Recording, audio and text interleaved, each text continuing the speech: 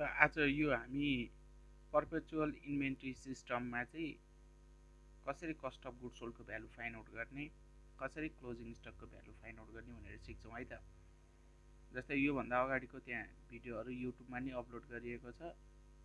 त्यो हाम्रो periodic inventory सिस्टममा जस्तै वेटेड एभरेज कस्ट मेथडको, लिफो मेथडको, फिफो मेथडमा कसरी कस्ट अफ गुड्स सोल्डको भ्यालु फाइन्ड आउट गर्ने र कसरी क्लोजिङ स्टकको भ्यालु फाइन्ड आउट गर्ने भन्ने त्यहाँ अपलोड गरिएको छ। त्यो हेर्दा हुन्छ। जस्तै यो क्वेसन हेरौँ है त। जस्तै यहाँनिर एउटा क्वेसनमा के छ भन्दाखेरि यो क्वेसनमा बिगिनिङ इन्भेन्ट्री 600 दिएको छ युनिट र रेट हाम्रो 10 छ। अनि विभिन्न डेटको हामीलाई यहाँ पर्चेज डाटाहरू दिएको छ। जस्तै पर्चेज डाटा हेरौँ त फेब्रुअरी 15, मे 2, जुलाई 20, सेप्टेम्बर 9 भनेर यो हाम्रो पर्चेजको डाटाहरू दिएको छ र यहाँ पर्चेजको रेटहरू पनि दिएको छ। अब यति भइसकेपछि चाहिँ अब हामीले के गर्नुपर्छ भने यो क्वेसनमा यहाँनिर तलपट्टि हाम्रो क्वेसनले सेल्स गरेको डाटा दिएको छ। 3000 युनिट सेल्स गर्यो, 25 इच भनेको यो सेलिङ प्राइस हो है। मोस्ट इम्पोर्टेन्ट बुझ्नुपर्ने कुरा यो सेलिङ प्राइस पर युनिट हो। यो क्वेसनको यो सेलिङ प्राइस पर युनिट हो। अब यो सेलिङ प्राइस पर युनिट भइसकेपछि यो 3000 युनिट चाहिँ कसरी क्वेसनले सेल्स गर्यो, यहाँ इन्डिभिजुअल हामीलाई डाटाहरू दिएको छ। सबभन्दा मोस्ट इम्पोर्टेन्ट भनेको यहाँ डेट हेरौँ त यहाँनिर। जस्तै डेट यहाँनिर जनवरी 12, मार्च 13, जनवरी, जुन 7 र डिसेम्बर 23। यो डेट सबैभन्दा मोस्ट इम्पोर्टेन्ट कुरा हो है त। जस्तै अब हामीले इन्भेन्ट्रीलाई बेच्नु पर्दा यो पर्पेचुअल इन्भेन्ट्री सिस्टम भनेको हामीले क्लास 12मा पढ्दा यो लिफो मेथडको हिसाब, फिफो मेथडको हिसाब गर्ने, लिफो मेथडको हिसाब गर्ने, यो भनेको क्लास 12को त्यही हो पर्पेचुअल भनेको। किनभने यो हामीले ओपनिङ ब्यालेन्स राखेर पर्चेज गर्ने बित्तिकै ओपनिङ ब्यालेन्समा पर्चेज जोडेर हामीले टोटल ब्यालेन्स यति भनेर अपडेट गरिहाल्छौँ। सो अपडेट गरिहाल्ने भएकोले यसलाई पर्पेचुअल इन्भेन्ट्री सिस्टम भनिएको हो। यो चाहिँ हामीले क्लास 12मा यो फिफो लिफो भनेको यही पर्चेज र यही सेल्सको आधारमा फिफो मेथडको स्टोर लेजर बनायौँ भने हामीले त्यो पर्पेचुअल मेथडको भयो। अनि त्यो स्टोर लेजरबाट हामीले कस्ट अफ गुड्स सोल्ड र क्लोजिङ स्टकको भ्यालु फाइन्ड आउट गर्न सक्छौँ। स्टोर लेजरको लास्टमा हाम्रो स्टोर लेजर हामीले जुन बनाउँछौँ लास्टमा क्लोजिङ स्टक हुन्छ अनि इस्यु कोलम वा सेल्स कोलमको टोटल भनेको कस्ट अफ गुड्स सोल्ड हो। यो लिफो र फिफो मेथड अहिले हामी पछि पनि बुझ्छौँ। जस्तै अहिले चाहिँ यहाँनिर सुरुमा विद्यार्थी भाइहरूले डेटलाई याद गर्नु पर्यो। फर्स्टमा कुन रेकर्ड गर्ने भनेर स्टोर लेजर बनाउने हो है हामीले। यो स्टोर लेजर यो क्लास 12को जस्तो स्टोर लेजर बनाउने एउटा नयाँ कुरा चाहिँ यहाँनिर मुभिङ एभरेज मेथड भन्ने आउँछ। अब यो मुभिङ एभरेज मेथडमा कसरी स्टोर लेजर बनाउने त्यो पनि हामी बुझ्छौँ। स्टोर लेजरको फर्मेट हुन्छ यसमा चाहिँ।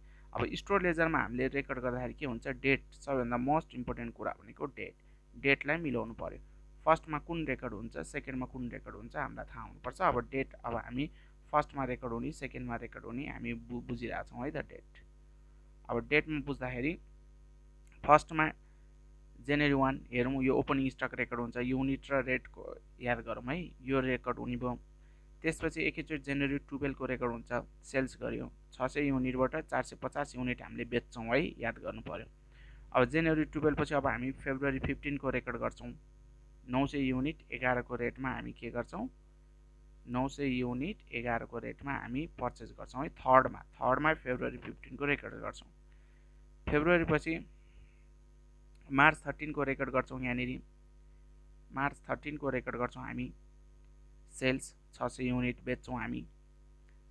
अनि त्यसपछि मार्च पछि मे 2 को रेकर्ड गर्छौँ हामी। मे 2 पछि जुन 7 को रेकर्ड गर्छौँ, सेल्स गर्छौँ हामी 600 युनिट।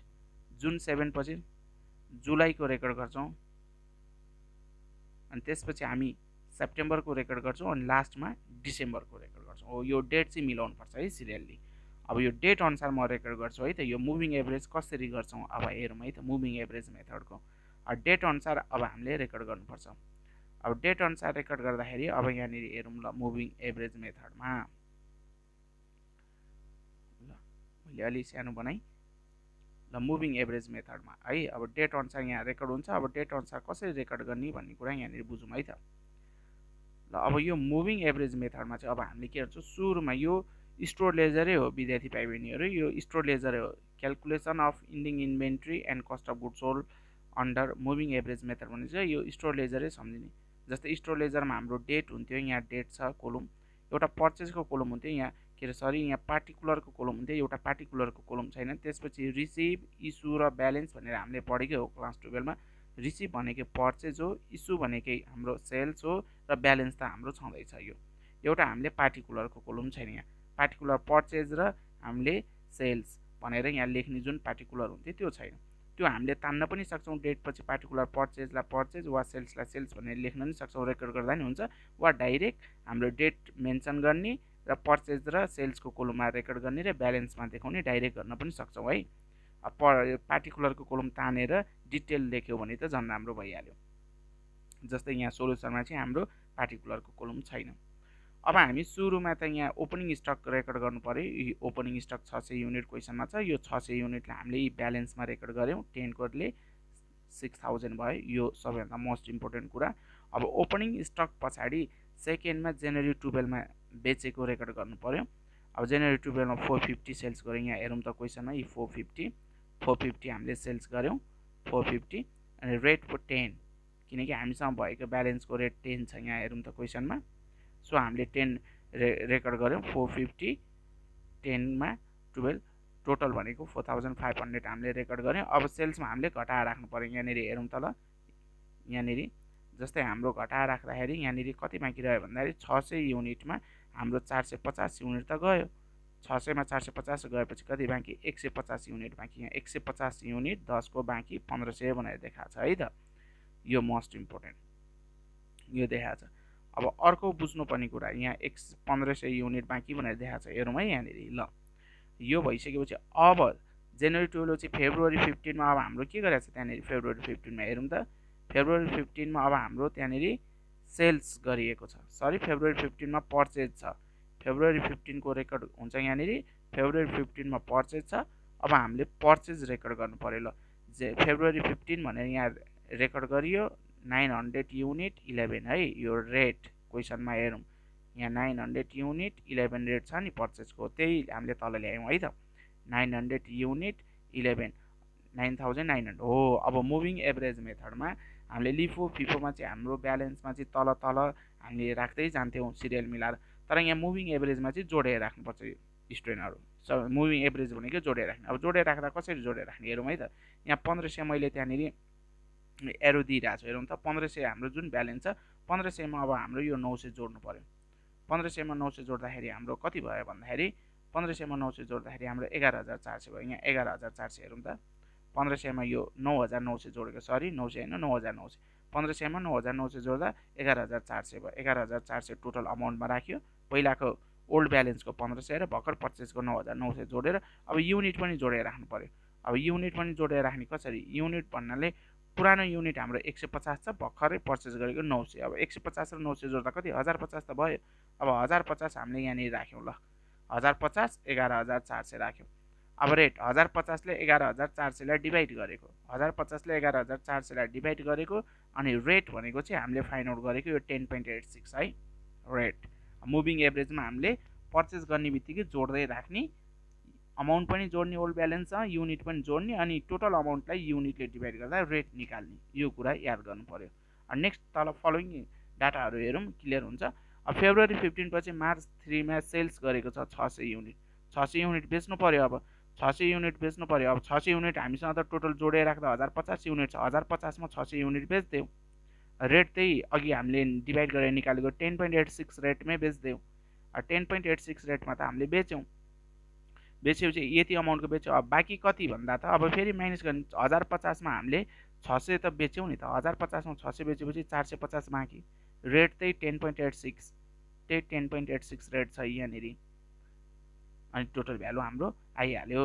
टोटल भ्यालु भनेको 4884 भयो है त।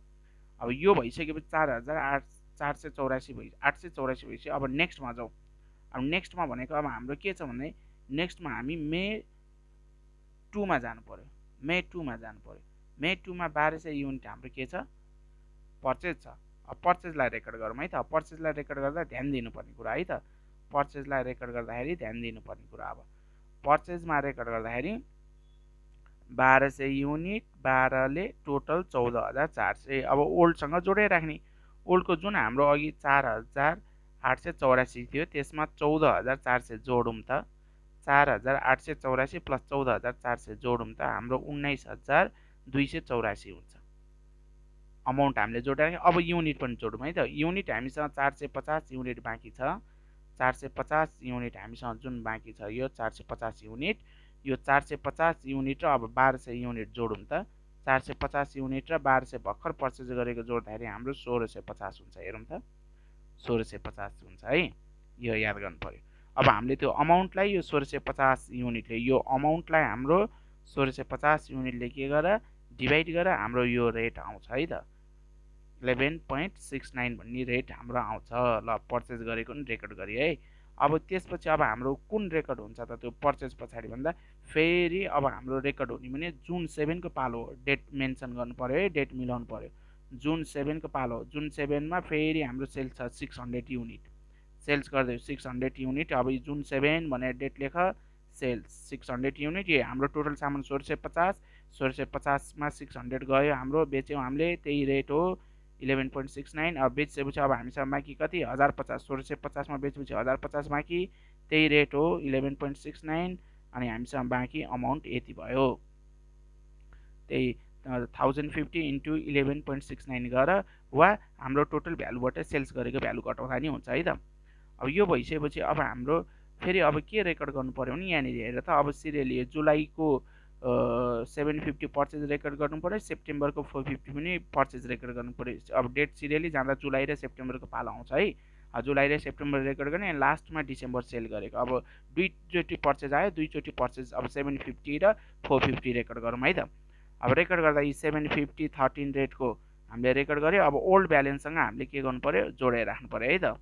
अब हामीले ओल्ड ब्यालेन्ससँग जोडेर राख्नु पर्यो। अब ओल्ड ब्यालेन्ससँग जोडेर राख्दाखेरि ओल्ड ब्यालेन्स भनेको हाम्रो कति छ 12,000। यहाँनिर हेरौँ है। ओल्ड ब्यालेन्स भनेको 12,270 छ यहाँनिर। ओल्ड ब्यालेन्स भनेको 12,270। यो कुरा ध्यान दिनु पर्यो। जस्तै यहाँनिर ओल्ड ब्यालेन्स भनेको यो 12,270 हो। अब यसमा 750 युनिटको 9,750 जोड। 9,750 जोड्दाखेरि अब तिम्रो यो आउँछ 22,000 यति आउँछ हाम्रो 22,020 आउँछ यो। अनि युनिट पनि जोड। अब युनिट 1050 मा तिमीले 750 जोड्दा युनिट पनि 1800 भयो। हेर यहाँनिर 1800 युनिट 1800 युनिट यो। अब रेट भनेको अब टोटल भ्यालु, टोटल भ्यालुलाई के गर्नु पर्यो रेट निकाल्दाखेरि तिमीले यो टोटल भ्यालुलाई 22,020 लाई टोटल युनिट 1800 ले डिभाइड गर्नु पर्यो। 12.23 आयो। 12.23 हाम्रो रेट आयो। 12.23 त रेट आयो, सक्यो। अब नेक्स्ट पनि पर्चेज छ 450 पर्चेज रेकर्ड गर। अब अमाउन्ट फेरि जोडेर राख्नु पर्यो। अमाउन्ट जोडेर राख्ने भनेको अब हाम्रो यो 22,020 सँग अब यो 6,750 जोडेर राख्नु पर्यो। जोडेर राख्दा 28,770 युनिट पनि जोडेर राख। 1800 र 450 जोड्दा कति भयो हाम्रो 2250 युनिट। अब युनिटले अमाउन्टलाई डिभाइड गर। 12.79 रेट आयो। 12.79 रेट आयो। 12.79 रेट भयो। अब हामीसँग यति के बुझ्यो। हामीसँग टोटल अब 2250 युनिट सामान छ 12.79 रेटमा 28,770 टोटल भ्यालु। अब लास्ट डाटा भनेको हाम्रो डिसेम्बरमा सेल्स गरेको छ 1350 युनिट। अब त्यही 12.79 को रेटको बेच टोटल भ्यालु यो भयो। अब हामीसँग बाँकी कति छ 2250 मा 1350 बेचेपछि 900 बाँकी, त्यही 12.79 रेट भयो। टोटल हाम्रो 11,503 ब्यालेन्स। अब हिसाब सक्यो। अब यसमा कस्ट अफ गुड्स सोल्ड र क्लोजिङ स्टकको भ्यालु। क्लोजिङ स्टकको भ्यालु यही हो विद्यार्थी भाइ। 900 युनिट सामान छ 12.79 11,503। मुभिङ एभरेज मेथडमा क्लोजिङ स्टकको भ्यालु 11,503 सक्यो सोलुसन। अब कस्ट अफ गुड्स सोल्डको भ्यालु चाहिँ कसरी फाइन्ड आउट गर्ने भन्दा कस्ट अफ गुड्स सोल्डको भ्यालु फाइन्ड आउट गर्दा चाहिँ हाम्रो सेल्स कोलम, यो सेल्स कोलमको टोटल अमाउन्टहरु जोड्ने, यो सेल्स कोलमको टोटल अमाउन्ट जोड्ने, यो भनेको कस्ट अफ गुड्स सोल्ड हो। किनकि सेल्स कोलम भनेको त बेचेको सामान हो नि त। अनि कस्टको भ्यालु जोड आउँछ। अब जस्तै अब हामीले के गर्न सक्छौं भन्दाखेरि अब यहाँनिर पनि गरेको छ। जस्तै यहाँनिर हेरौँ त ल, मैले जुम गरी ल क्लोजिङ स्टक र यो निकालेको अझै क्लियर गरिदिन्छु म। जस्तै ल यहाँनिर हेरौँ है त। यी क्लोजिङ स्टक भनेको हाम्रो यही 900 युनिट, यही अमाउन्ट ट्याग यहाँनिर देखाए। यी क्लोजिङ स्टकको भ्यालु भयो यो। कस्ट अफ गुड्स सोल्डमा हाम्रो यो जोड्यौँ है अमाउन्टहरू हामीले टोटल 3000 युनिट छ त्यो युनिट जोड्यौँ भने टोटल भ्यालु यो जोड्दाखेरि हाम्रो जे आउँछ त्यो भनेको कस्ट अफ गुड्स सोल्डको भ्यालु आयो कस्ट अफ गुड्स सोल्डको सबै जोड्दाखेरि 35297 आउँछ ल मुभिङ एभरेज मेथडमा हामीले कस्ट अफ गुड्स सोल्ड र क्लोजिङ स्टकको भ्यालु निकाल्न सिक्यौँ मेन कुरा पर्चेज गर्दाखेरि पर्चेज गर्ने बित्तिकै टोटल ब्यालेन्स हामीले जोड्दै राख्ने र युनिट पनि जोडेर रेट फाइन्ड आउट गर्दै राख्ने यो हो मुभिङ एभरेजको कन्सेप्ट अनि लास्टमा इन्डिङ इन्भेन्ट्री यो क्लोजिङ स्टकको भ्यालु भइहाल्यो अनि सेल्सको डाटाको टोटल जोड्यो भने तिम्रो कस्ट अफ गुड्स सोल्डको भ्यालु भयो मुभिङ एभरेजमा यसरी गरिन्छ अनि अर्को कुरा भनेको अब हाम्रो के छ भन्दाखेरि लिफो फिफो अब यहाँनिर मुभिङ एभरेज बाहेक अर्को पनि हाम्रो यहाँनिर कुरा छ यो फिफो मेथड र लिफो मेथडमा कसरी क्लोजिङ स्टक र कस्ट अफ गुड्स सोल्डको भ्यालु निकाल्ने भन्ने कुरा त्यो चाहिँ अब हामीले फेरि अब स्टोलेजर बनाउनु पर्यो फिफो मेथडमा स्टोलेजर बनाउनु पर्यो लिफो मेथडमा क्लास 2 मा पढाए जस्तो अब यसको चाहिँ हामी नेक्स्ट क्लासमा हेर्छौँ है त आज मुभिङ एभरेज सक्यो हामी नेक्स्ट क्लासमा चाहिँ फिफो मेथड र लिफो मेथडमा गर्छौँ आजलाई मैले यति गरेँ है त।